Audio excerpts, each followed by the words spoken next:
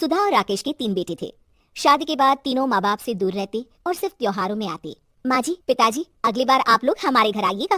अरे नहीं बहू, सब यही आ जाते हैं तो घर खिला खिला लगता है। हाँ बहू, तू हमेशा बुलाती है तो जरूर आएंगे तेरे पास भी। हाँ हाँ, दीदी का घर बड़ा जो है, सब कुछ अपनी शादी के बाद दीदी को ही तो दे दिया था। हमें भी दिया होता तो हम भी बड़ा घर लेते, क्यों सुनील? अरे नहीं नहीं, पापा ने सबको एक बराबर ही दिया है। छोटी बहू, क्या चाहिए तुम्हें, बोलो।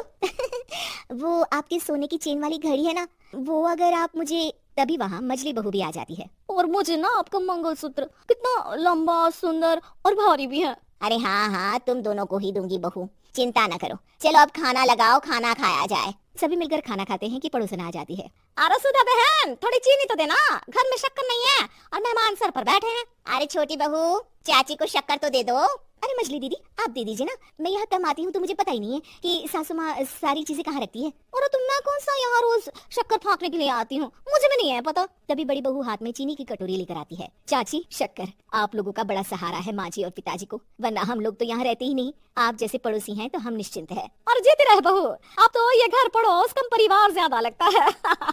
सुधा अपनी बड़ी बहू को देखकर बहुत खुश रहा करती थी। वो उससे अक्सर घंटों बात भी किया करती, लेकिन दोनों दूसरी बहुओं का भी वो समझती थी कि शायद छोटी है, वक्त आने पर संभल जाएंगी। समय आ जाता है जब सभी को वापस जाना होता है।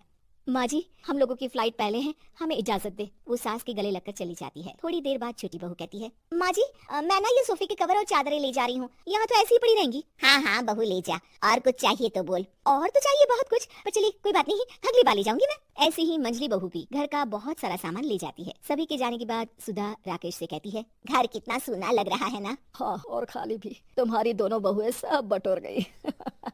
अरे ठीक है ना, हम दोनों ही तो हैं, कितना सामान लगेगा, फिर उन लोगों की नई गृहस्थी, इतना मत सोचा करे। समय बीतता है। ऐसे ही हर साल त्योहारों में सुधा और राकेश के बच्चों की बहू आते और जाते वक्त ढेर सारा सामान पैक कर कर ले जाती। लेकिन कुछ ही सालों में सुधा का देहांत हो जाता है।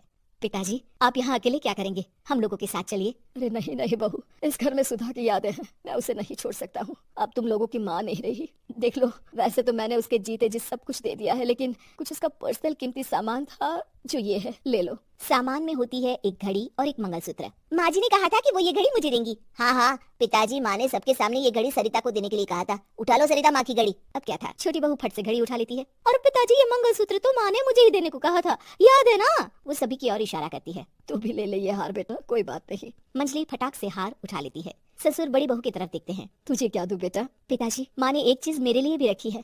सभी के कान खड़े हो जाते हैं कि आखिर सास ने क्या रखा होगा बड़ी के लिए। अरे माँ जी तो दीदी से प्यार भी ज्यादा ही करती थी, हमेशा उनसे बात किया करती। जरूर कोई बड़ी और अपनी प्रिय चीज दी होगी दीदी को। और देख लेते हैं ना, वरना तो हम भी बराबर का बंटवारा करेंगे।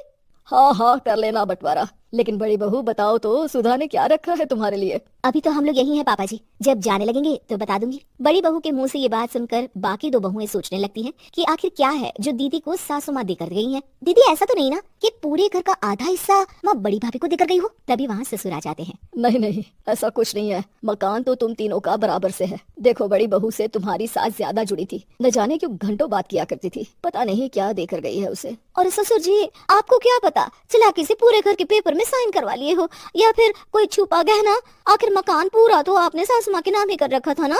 अब घर में ये सस्पेंस बन जाता है कि आखिर बड़ी बहू क्या लेकर जाएगी। फिर वो दिन भी आ जाता है जब बड़ी बहू के जाने का समय हो जाता है।